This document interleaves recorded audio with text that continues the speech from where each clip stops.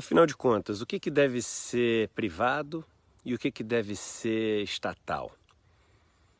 Eu acho que a primeira pergunta que as pessoas deveriam se fazer é o que todos deveriam ter acesso?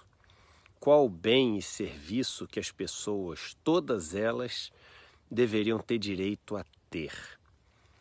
E quando a gente responde essa pergunta, a gente vai saber o que deveria ser oferecido pelo Estado, porque o Estado é o único que pode garantir que todos possam ter acesso a alguma coisa.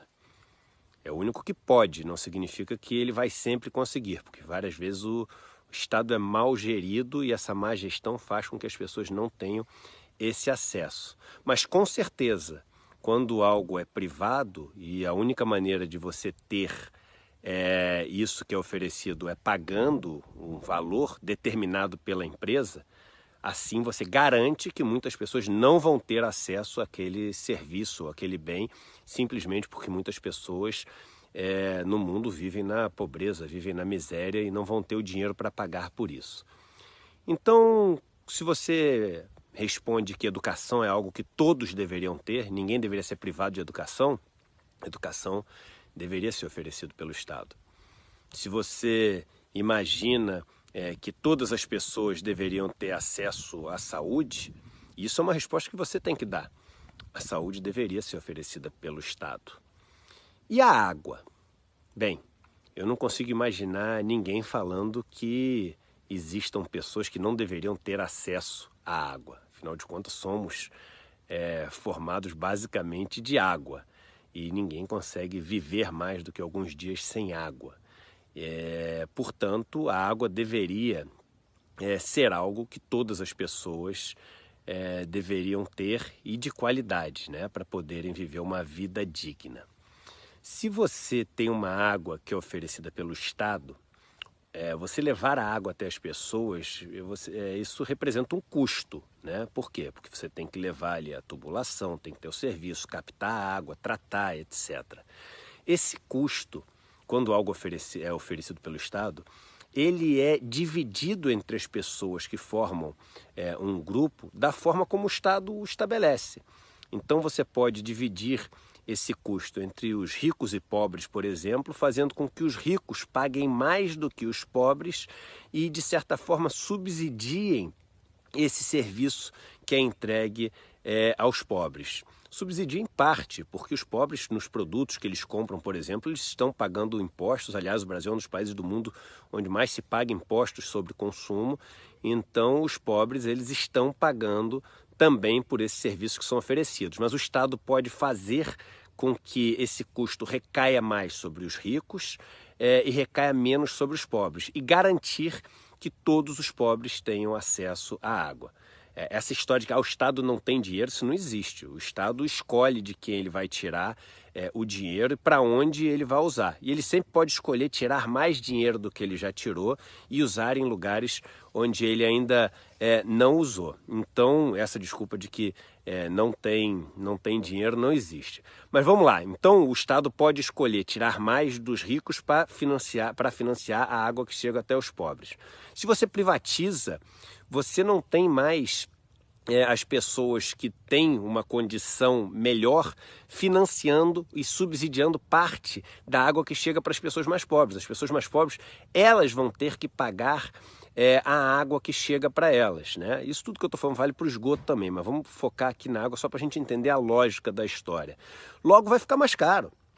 Porque se agora ela tem que pagar pelo serviço todo e antes alguém podia pagar por um pedaço desse serviço, isso vai ficar mais caro para essa pessoa. Mas não vai ficar mais caro só por causa disso, não. Tem um outro problema, que quando algo é oferecido pelo Estado, o Estado tem que bancar só o custo daquilo. O Estado não tem a figura do lucro, né?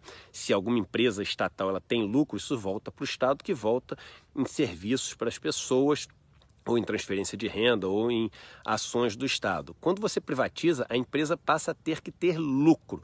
Então, além do custo de oferecer aquilo, tem que sobrar, e normalmente sobra muito para os donos da empresa, para os acionistas da empresa.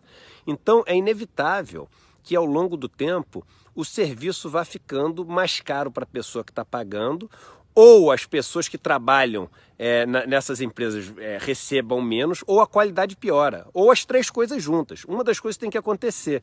E muitas vezes as pessoas pegam isso e dão um nome bonito de produtividade, aumentou a produtividade. É claro que você pode aumentar a produtividade, ter processos mais eficientes e eficazes, mas quase nunca você tem a produtividade compensando essa necessidade que você tem de gerar lucro e fazer para as pessoas mais pobres que elas banquem sozinho esse tipo de serviço, resultando assim o ganho da produtividade num custo mais baixo para essas pessoas. Em quase todo mundo, os países que privatizaram o sistema de água, por exemplo, hoje em dia estão em processos de reestatização, remunicipalização do serviço, porque o serviço ficou pior, as pessoas que trabalham nessas empresas passaram a ganhar menos e a qualidade da água ficou pior. E as empresas não cumpriram o que foi combinado, como, por exemplo, se a pessoa não pagasse, elas não poderiam cortar a água, elas cortavam a água e descumpriam tudo aquilo que foi combinado. Por fim, tem ainda um problema que é o seguinte: se o Estado oferece água para um trabalhador mais pobre, vamos supor que o custo de levar essa água até ele seja de R$300 por mês, só para falar um certo número. O Estado tem que pegar R$300 de riqueza que foi gerada no país, que ele pega através dos impostos, e banca esses R$300 para essa pessoa mais pobre. Se uma pessoa mais pobre tem que pagar esses R$300 com o dinheiro dela, ela não tem que gerar R$300 de riqueza para pagar isso. Ela tem que gerar R$3.000 de riqueza, porque existe a mais-valia, né? Então, quem gera riqueza e é mais pobre fica com um pedacinho muito pequeno dessa riqueza. Então, ele gera uma riqueza enorme para, com um pedacinho dessa riqueza enorme que ele gera, ele conseguir pagar essa água. E todo esse resto de riqueza que ele gera fica de lucro na mão das pessoas mais ricas. Por isso que elas querem tanto que as coisas que são essenciais para todo mundo sejam privatizadas. Porque as pessoas, para poderem ter o dinheiro para pagar por isso, vão ser obrigadas a gerar um lucro enorme para eles com os seus trabalhos, né? E também para eles através da compra desses serviços, porque eles que vão ser os donos dessas empresas. Então, privatizar matematicamente é um desastre e sempre vai ser para esses serviços essenciais. Um abraço para todos vocês e nos vemos aí numa próxima discussão sobre esse processo de destruição que está acontecendo no nosso país, que já é um dos países mais desiguais e injustos do mundo e que está ficando ainda pior. Mas a gente vai lutar para que isso não aconteça. Valeu!